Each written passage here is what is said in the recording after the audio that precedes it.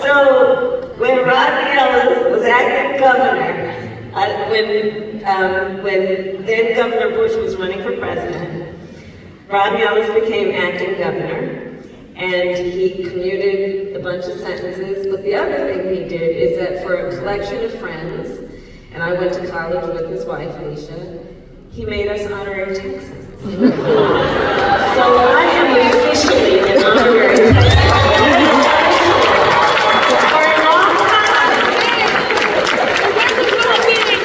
Well, as an honorary Texan, I have to ask you my question, which is the following. I would like to think the reason you mentioned Texas so much is because you see potential in Texas, and you see a possible change in Texas. So my question is, do you believe in a future in where Texas turns blue?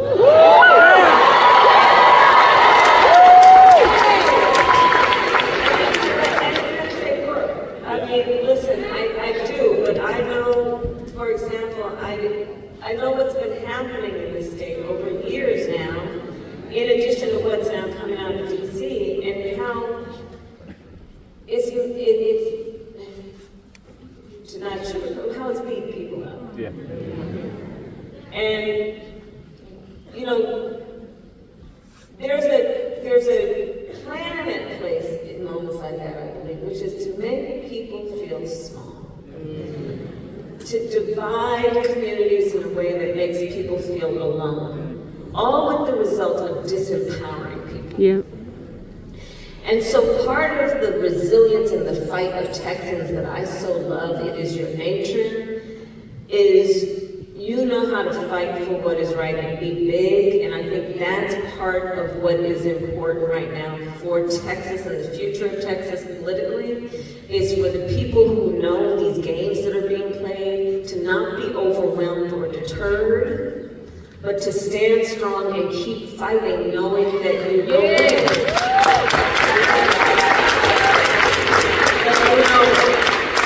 On that point, I'll just segue to another part of the book. The most difficult chapter of the book for me to write, the most difficult chapter for me to write, was about election night and the day after. It was really, really, really difficult. It was tough. It was hard. And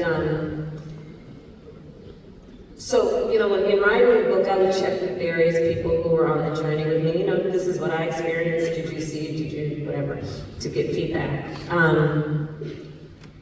And when I was writing that chapter of the book, it's the first time I asked Doug, my husband, what election night was like for him. It's the first time he and I talked about it. When I was writing the book. You know, there's some times when it's just so traumatic, you just really don't want to, you need time. So we started talking about it. And I did not know until I was writing this book. So for election night, every election I've had, we do friends and family dinner, and then we go to where everybody is hanging out for the campaign. So this was no different, and the house was full of family. And that morning, my brother-in-law, Tony, and Doug left to go to Michigan. We had been in Philly the night before, didn't get back until like after midnight. We did the Philly steps, the Rocky steps, the night before the election. We got back to DC, then Tony and Doug left for Michigan. And I was doing all the election day stuff.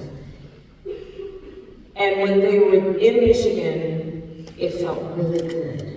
They were like, we're going to do this. The people on the ground said, we're going to get this done. They were feeling really good. We were all feeling really good. But what happened next is that they were coming back, and on their way back, they got a call from a friend of ours who was a Democrat who is one of the opinion people at Fox News, one of the few Democrats at Fox News who speaks.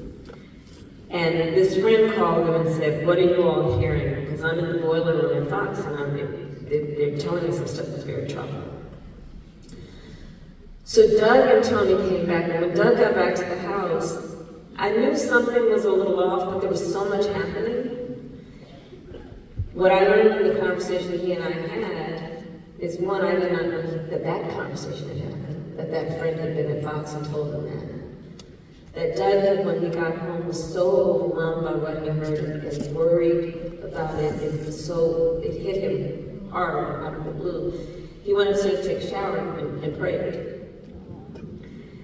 And that night ended up being what it was. And so I write about it. But back to the point about fighting. So the next day, so we had planned a victory speech at Howard University, my alma mater, election night. And a lot of people came in town.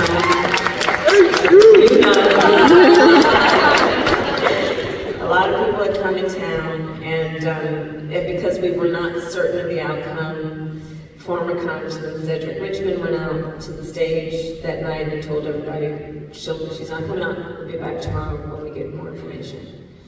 And then we learned that we didn't win.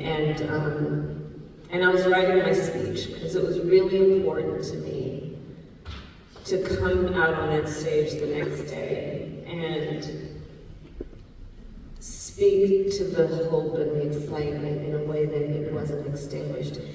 And I was trying to figure out how to reconcile what I said every time on the stage, which was when we fight, we win, with what happened.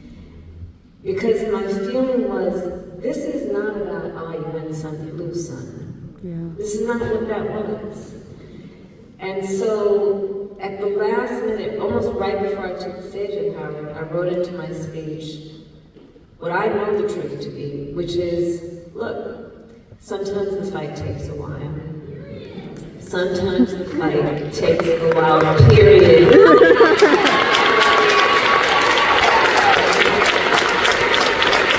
And that's how we have to think about moments like that, whether it turn in Texas blue or anything else. Sometimes the fight takes a while, but we don't tire and we don't give up and we are not deterred. We will rest when we need